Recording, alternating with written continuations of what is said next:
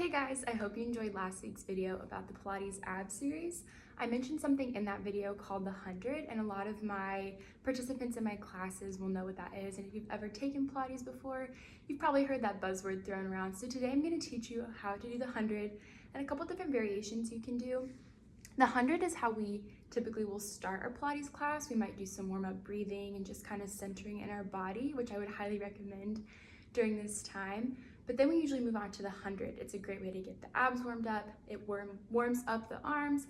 It kind of gets this whole area of the body ready to go for some of the more difficult stuff as we move on with the practice. So I would highly recommend, before doing honestly any ab exercise or any sort of workout, or even just a nice way to warm yourself up in the morning, I love to do the 100 first thing in the morning when I wake up so that everything kind of gets ready and I get a little boost of energy in my day.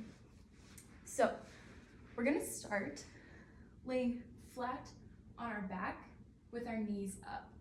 You're gonna roll your head, neck, and shoulders up so that you're looking down into your core. I'm almost looking at my belly button. I'm trying to find it even though I have a shirt on. My arms are reaching forward like I'm gonna pull myself up. I like to think about reaching the fingertips, especially to get that extra line and that extra push. You can stay here into your 100. You're gonna pump with the backs of the arms really pumping from the triceps. You don't want to flip-flop your arms. You don't want to let them flop from the wrists. You want them to be nice, strong pumps.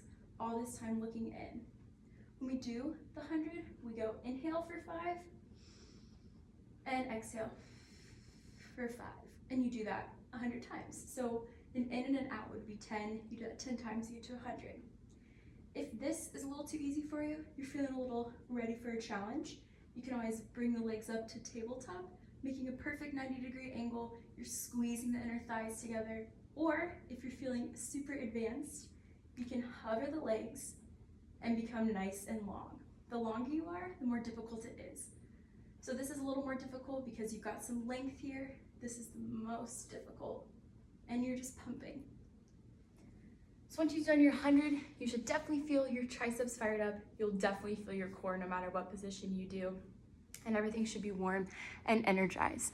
So that is the 100, and I'll be back later this week with more Pilates tips.